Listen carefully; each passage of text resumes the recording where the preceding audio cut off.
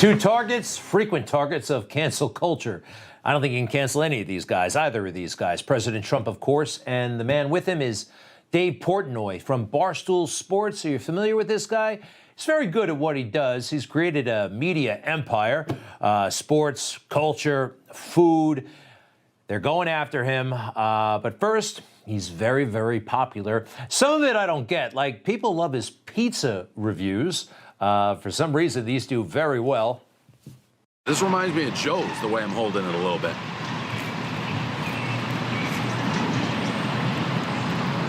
Really good. Really good basic football pizza. And give him $1 billion. Look, I don't know how he does it, but he does very well. People like what he does, and that makes him, yep, a great big target. Business Insider wrote a, I think, pretty weak, very weak piece trying to call him some sort of a predator. But if you look through the story, it's full of problems, it's full of holes, and I think it ignores what the real story is in America regarding men and women. Hookup culture. Hookup culture is a thing. It's so commonplace, everybody seems to do it, and nobody points out that it can be very harmful to all parties involved. Now, I want to be clear here. Mr. Portnoy, in my opinion, did not harm anyone. He did what so many others do, whether they're famous or not, engage in this swipe left, swipe right kind of thing that so many do, and it's just, it is what it is. But no one talks about it, and no one says it's a problem. I know, personally, this is a problem. But it's there all over the place. First to the allegations, which are very gross, by the way, but thinly sourced and seems to treat the women in the story as if they're children. Here's Mr. Portnoy's denial. I know I've never done anything weird with a girl, ever. Never anything remotely non-consensual. So I was hoping maybe she just couldn't find it. Became obvious she was going to continue to dig and dig and dig, whether it took 4 months, 8 months, 8 years to fulfill the narrative she had already decided upon before she even started this article. From day one, I don't know why she decided to do it. I know cancel culture has been coming for me for a decade. This is just the next iteration. But she knew what she wanted to write, and she was going to find the narrative to fit it from day one. Well, that sounds like the fake news. That sounds like the fake news. I do think he's a victim of an attempted cancellation. I don't think it's going to work. The story is just not there. But the other story about, yes, our culture and how casual it's become and people feigning shock at certain behavior. Look, this is a country that makes this primetime entertainment. This is the Grammy Awards, all right? Do you remember this stuff? Nobody had any kind of problem whatsoever with this. It's just considered Sunday night programming. And how about the music we listen to? All right, that's DaBaby. He's singing about some heavy stuff. You can look it up if you like. This is okay, but look, the standards are so arbitrarily enforced. It's a strange time to be alive. I think we're on the wrong track as a country and as a culture. Problem is, again, when they go after famous people who are rich, it makes it a lot easier for them to go after ordinary people. A truck driver. If you think they can take out, hey, how about this?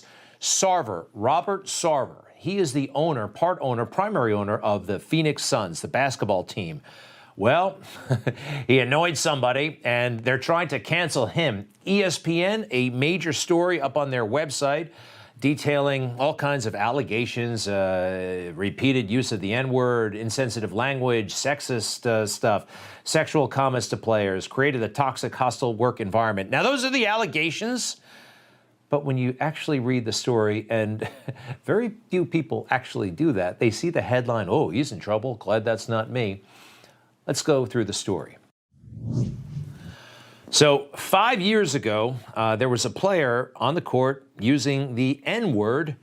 The owner was mad about a lot of things. The team had lost, and he confronts the coach. Let's go through it. You know, why does Draymond Green get to run up the court and say N-word, Sarver allegedly said. You can't say that. Earl Watson, the coach, told Sarver. Why? Sarver replied. Draymond Green says, N-word? Why can't I? All right, that's different, by the way, from calling somebody the N-word. It is, but it continues the story. Let's look. Sarver fumed that rookie center DeAndre Ayton had failed to record a block or a foul. Sarver slammed a stat sheet on the table in front of assistant coach Corliss Williamson.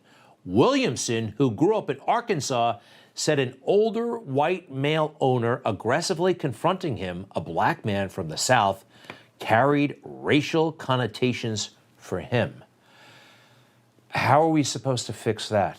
Okay? How do we get our hands around this one?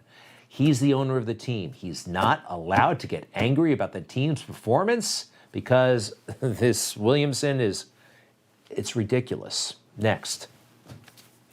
Sarver once tried to impress upon employees how big of a Suns fan he was. In one meeting, to drive home his point, Sarver passed around a picture of his wife in a Suns bikini.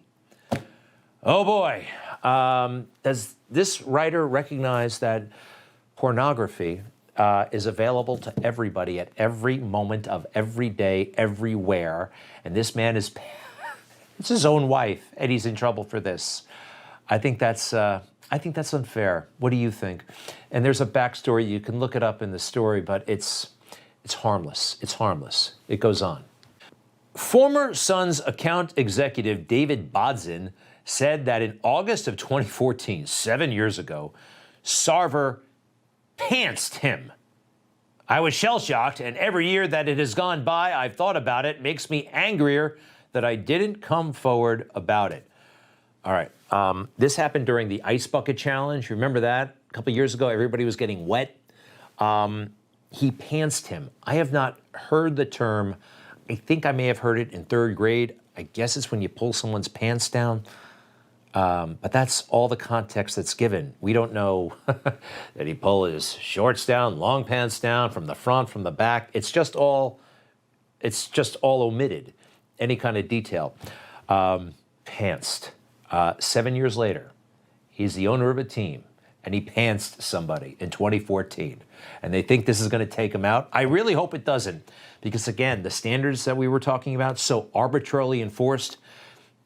Barack Obama can use the N-word anytime he wants. Racism, we are not cured of.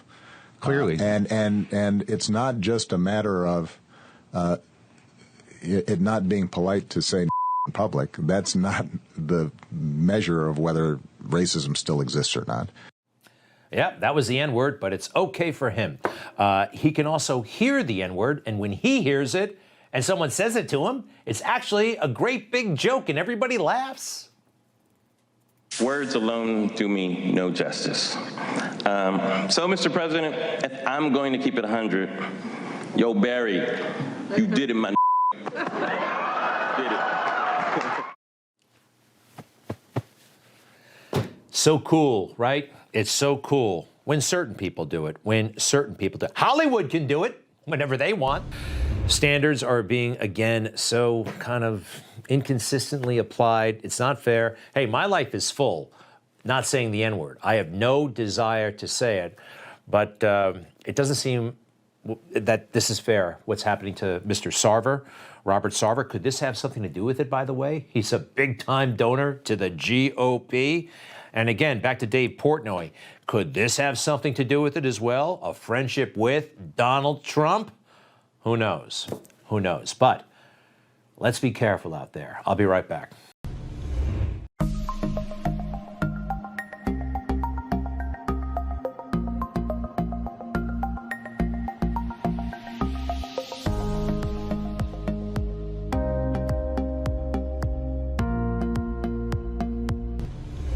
Thanks for watching. If you enjoyed this video, please join the conversation in the comments below. Don't forget to subscribe, too. Hit the bell icon to be alerted to breaking news. And remember, there's a whole lot more on Newsmax TV, America's fastest growing cable news network. Newsmax TV, we're real news for real people.